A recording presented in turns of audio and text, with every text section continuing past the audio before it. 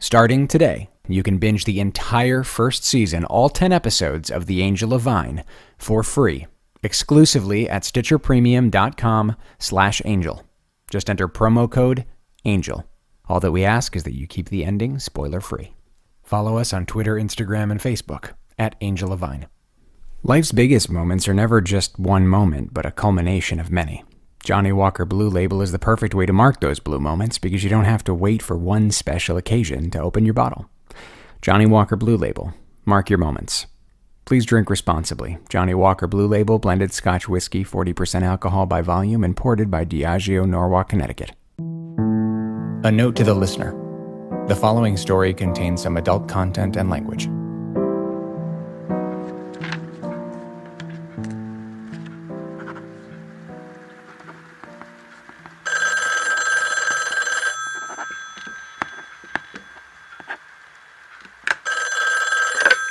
Hank Briggs. Hello?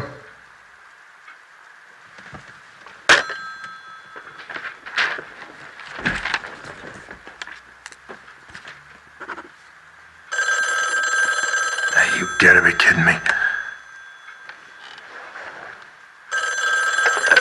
This is Hank Briggs. You gonna speak this time? Mr. Briggs? What? Mr. Briggs, it's Samuel Tench. Oh, Mr. Tench, I'm sorry. Have I caught you during an inopportune moment? No, I thought... Well, that's not important. What can I do for you, Mr. Tench? I was calling because I would like to invite you up to my house tomorrow afternoon. Your house?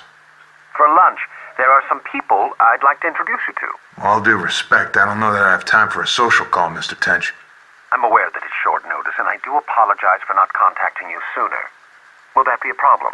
Tomorrow? Nah, it's not a problem. It's just, It's been some time since we've spoken, Mr. Briggs. 8 weeks have passed. 8 weeks. Already? I'd like to hear how your investigation is going. Of course. But there's a lot that I'm in the middle of. A lot to work through, to organize, that is. I should hope so. That's precisely why I hired you. That's really swell of you to invite me, Mr. Tench, but it'd probably be best if I followed up on a few leads first. What you're saying makes perfect sense. Good, I'm glad. However, I must insist. Mr. Tench... Mr. Briggs, have you been receiving my checks each week? I have, Mr. Tench. Guy comes same time every Thursday. I believe this week marks the completion of the first $10,000. Isn't that correct? That's correct. Good. I just wanted to make sure that I was fulfilling my end of the deal to your satisfaction. Very much so. Good. I would like you in attendance for lunch tomorrow at my home. Yes, Mr. Tench. Why don't we say around noon? 1:30 it is. Will you be needing the address? No, I have it. Wonderful. I'm very much looking forward to it. Wonderful. Yeah, wonderful. Just frickin' copacetic. Who the hell has time for lunch? What am I gonna tell him? So Sam and chess, they call it a stalemate. God damn it. Hank, don't you dare give him everything. You're an idiot if you tell him everything. What stops him from getting someone else, huh? Don't be an idiot. Lunch my ass. I'm gonna get sacked. Screw this. I'm taking the rest of the day off. That goes for you, too. I think Hank had good reason to worry that he'd be fired. $10,000, the present-day equivalent of almost 90 grand, for what was now another dead end. And if Tench wasn't pleased, there's little chance that he would get a shot at another 10,000. If I were Hank, I'd want to update Tench and then pray that he didn't ask me any further questions. The last thing I would want? To sit opposite him and spit out a variety of imaginary theories and excuses. But Hank wouldn't have to make any excuses. In fact, of the people gathered at Samuel Tench's house the following afternoon, Hank would end up doing the least amount of talking.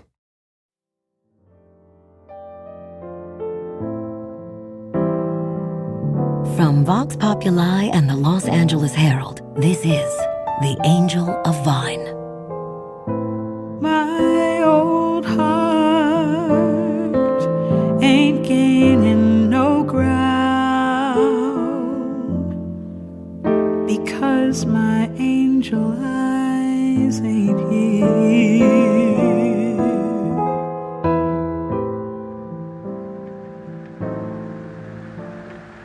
Hank recorded every turn of the drive to Tench's. Even though he had the address of the property on Loma Linda Drive, he counts every turn, every street name, almost like a trail of breadcrumbs. Like he doesn't want to forget exactly how he got there. Maybe it's a detective thing, I don't know. But as he arrives at Tench's Bel Air mansion the next afternoon, he's clearly impressed, if not slightly resentful.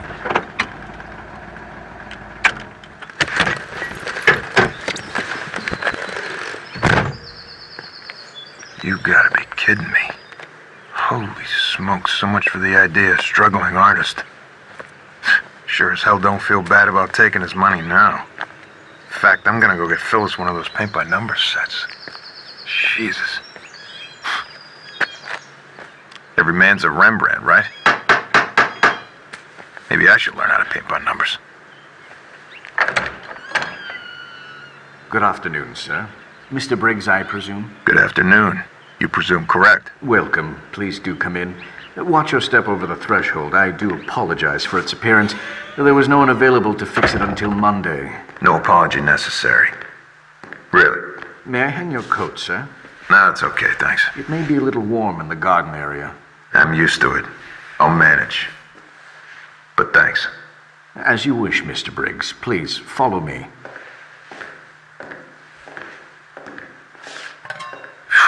Wow, what is that, gold?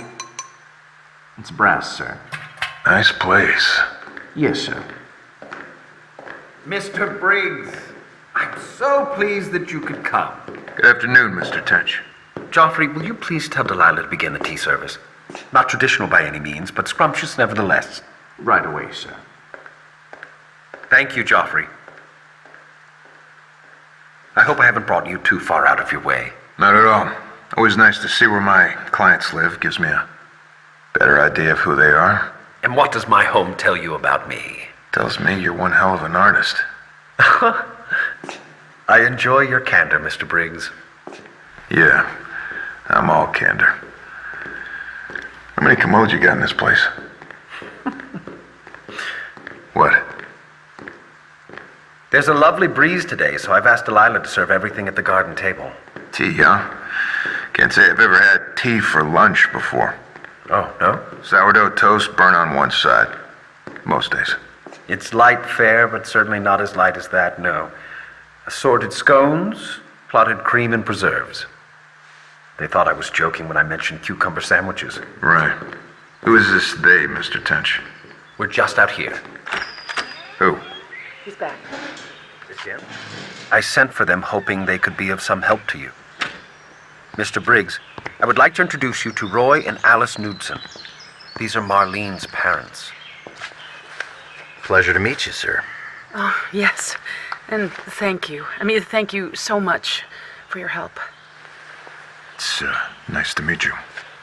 When Mr. Tench called. Samuel, please. Oh, well, when Samuel told us that you had reopened the case. That I had reopened the case? We always knew that there was someone. You knew that the cops gave up too easy. We knew it too. And here you are. We haven't given up hope of finding justice for our Marlene. Why don't we sit? Tea, Mr. Briggs? Sure, Samuel. That would be lovely.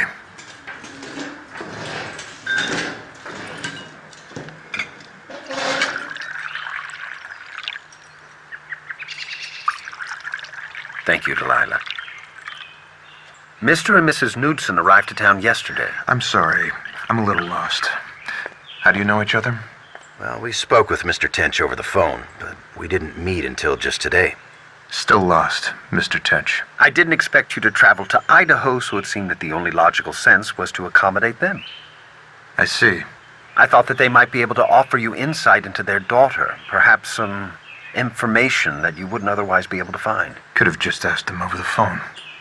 How would I know what questions to ask or what answers to look for? Is there a problem? No. No, not at all. When Mr. Tench told us what you were doing, Mr. Briggs, well, we wanted to meet you face to face. I understand. And it's Good to meet you, too. It's just such a long way to travel. Oh, that it was. It really is much shorter to fly. That's why I offered. Now, Mr. Tench, I don't mean to offend here, but I already told you I'm not going up in one of those things, let alone two. Train's just fine. It's only an 80-mile drive to Pocatello, and 2 days later, here we are, safe and sound and on the ground. And in the most beautiful pink hotel. Pink! I've never seen anything like it. It just took my breath away. I'm standing there looking at a two-tone Rocket 88. The pair of us must have looked ridiculous in that parking lot. This poor man is trying to take a photograph. He didn't pay us any mind. He went right back to his business as soon as we walked away. Well, it really is too much. Mrs. Knudsen, it is the very least I can do for the both of you. I'm very sorry for your loss.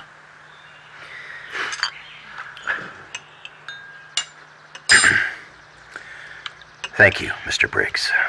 It hasn't been an easy time. I can't even imagine. So what can we tell you about our Marlene? Well, Well, surely there must be something. of course there is. If it's all right for me to ask you about her, Well, whatever you need. Roy? Like Alice said. What was she like? She was a performer from the very start. She was talking before she could even walk. Yeah, love to sing. We had her taking piano lessons from a very young age.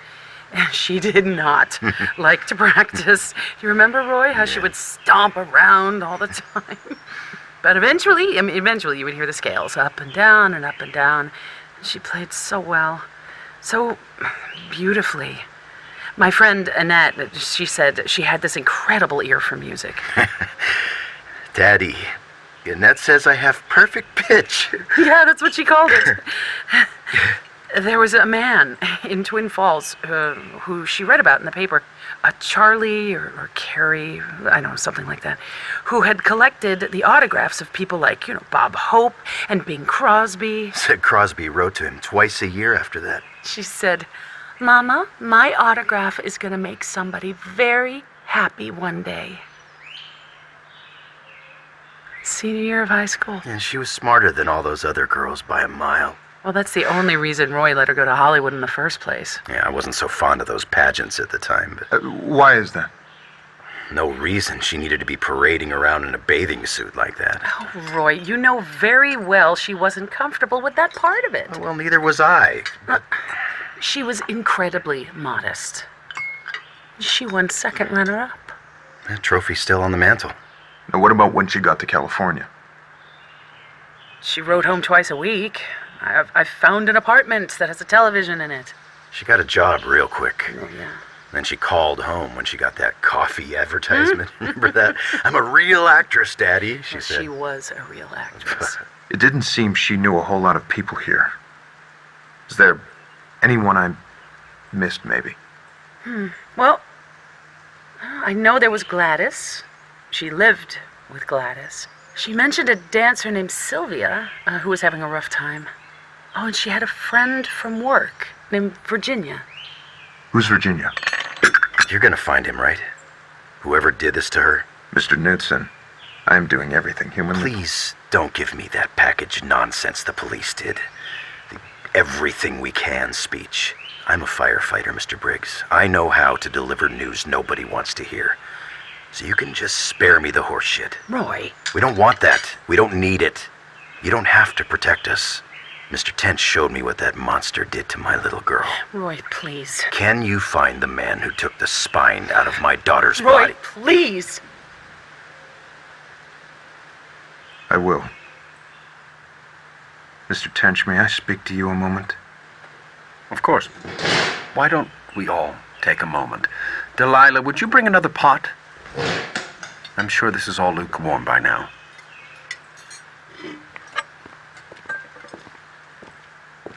I'm sorry, Alice. It's all right.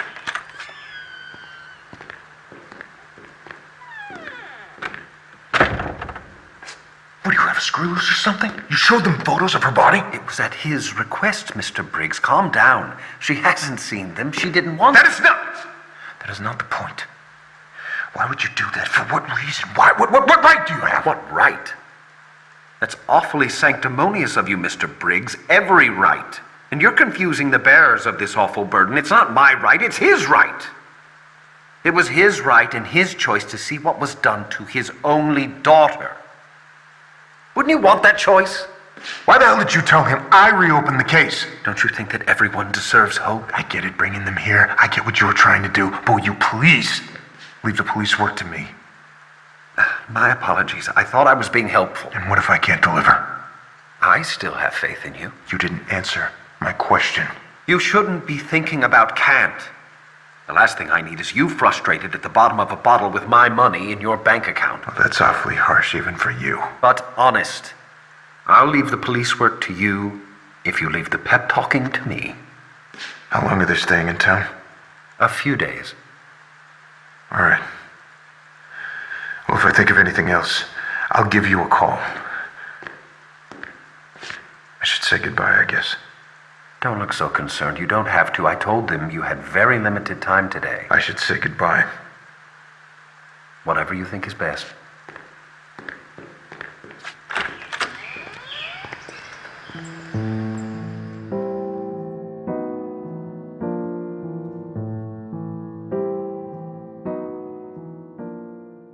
Life's biggest moments are never really one moment, but a series of smaller ones that lead to the big one. It's the adventures within a journey. It's making a first house a home. It's every little step before saying I do. And since it's not just one pop and then gone, Johnnie Walker Blue Label is the perfect way to mark those blue moments. Because you don't have to wait for one special occasion to open your bottle. Enjoy it. Savor it. And mark this moment with Johnnie Walker Blue Label. Please drink responsibly. Johnnie Walker Blue Label blended Scotch whiskey, 40% alcohol by volume, imported by Diageo, Norwalk, Connecticut.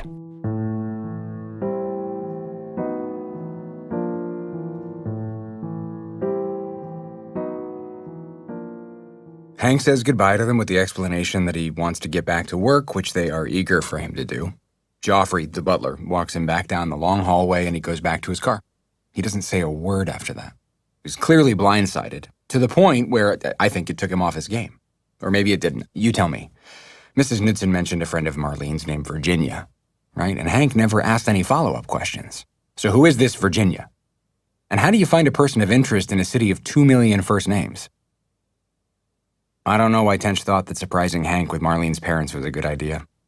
I understand his reasoning, but maybe I'm wrong. After all I have to offer here is my opinion, but I cannot imagine a world where I am sitting across a table from parents who have lost their child in such a brutal way, and that somehow I'm responsible for their only chance at lasting peace. I don't understand how that can be helpful.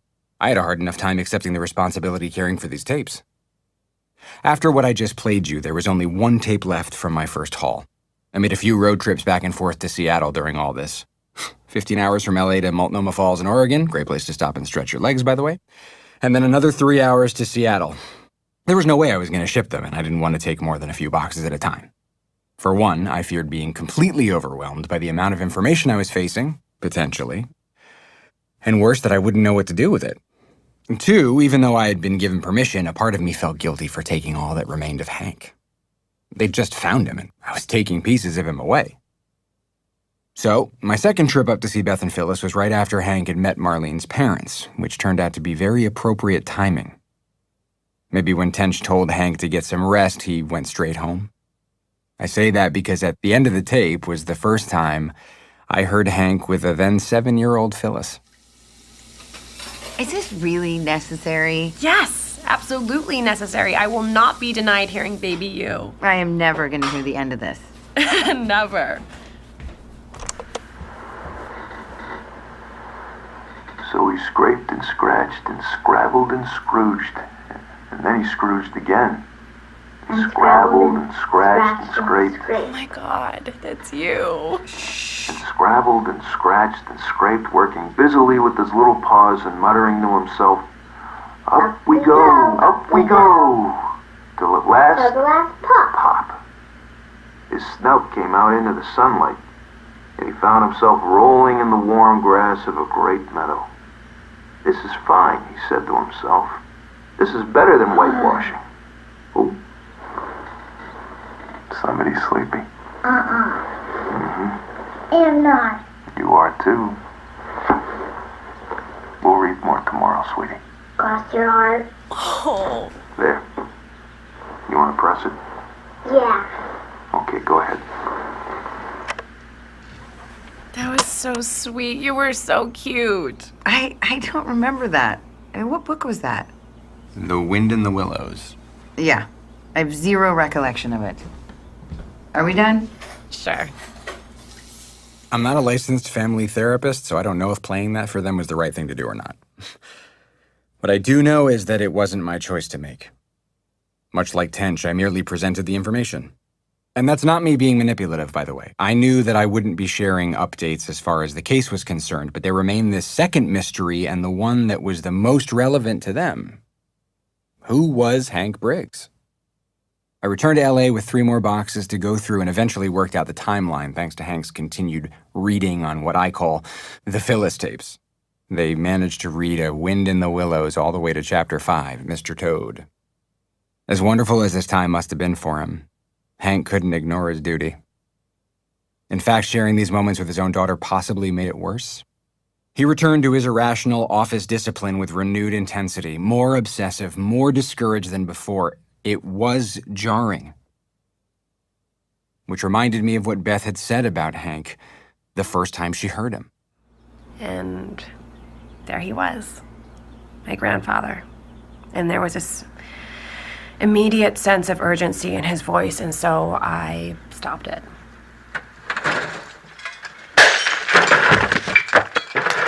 Will, goddammit!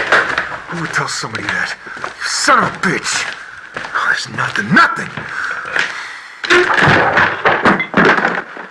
This behavior continued for a while. He wasn't always breaking things, but his emotion, this ferocity. Now remember that I said that Hank would receive 2 phone calls that would change everything, right?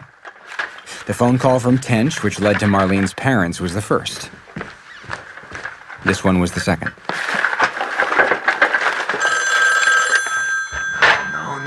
No, not now. Oh, come on, Hank. Hank Briggs. Hank, Adler Harrison. Good afternoon, Doctor. You sure took your sweet time. It was out of my control. I didn't think I was going to hear from you. That makes the both of us. Don't sound so disappointed. I'm not that bad. So your boss come around yet? Leonard Shaw would like to meet you. At the studio? At his house. That's some balls. Yeah, you'll probably want to keep that to yourself. I'd advise that you find a way to behave yourself in general while you're there. Is that a threat? I hope not. Thursday afternoon, 4 o'clock. No need to ring the bell. I'll open the front door. Whoa, hey, why are you gonna be there? Because he wants me there. You really gonna argue this one? All right, Friday at 4. Address? He'll send his driver to your office at 3:30.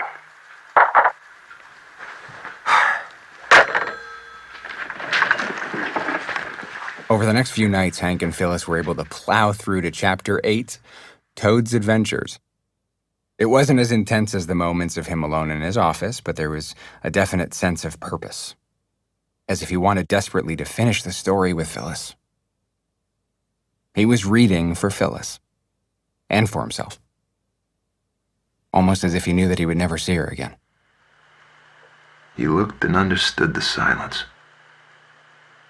With a smile of much happiness on his face and something of a listening look still lingering there, the weary rat was fast asleep.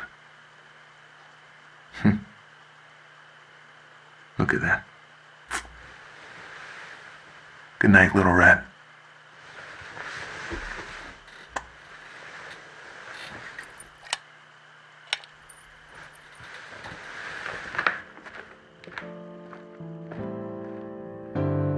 The Angel of Vine is a podcast produced by Vox Populi on behalf of the Los Angeles Herald.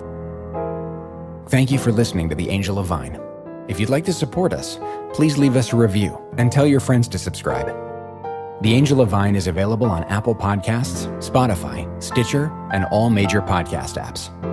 If you can't wait for the next episode of The Angel of Vine, episodes 7 through 10 are available right now exclusively on Stitcher Premium, as well as Angel of Vine bonus episodes, extended episodes, and ad-free episodes. Go to StitcherPremium.com/angel and use promo code ANGEL to get your first month of Stitcher Premium free. The Angel of Vine is directed by E. Ryan Martz, written by Oliver Vaquer. Story by E. Ryan Martz, Jason Zumwalt, and Oliver Vaquer. Sound design by Joel Robbie and Kevin Duzablon. Produced by Vox Populi in association with Forever Dog Podcast Network. This episode's performances by Joe Manganiello, Alan Tudyk, Constance Zimmer, Camilla Luddington, Misha Collins, Eric Bauza, Steve Bloom, Mary Elizabeth McGlynn, Coco Lamoureux, Cree Summer, and Oliver Vaquer. Angel Eyes is performed by Desi Dennis Dillon. Piano and arrangement by James Harper.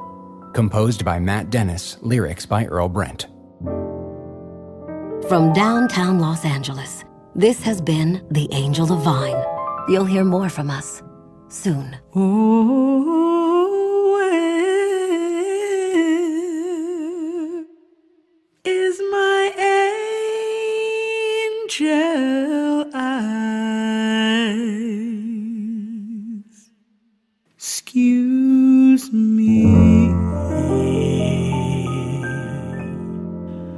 while I disappear.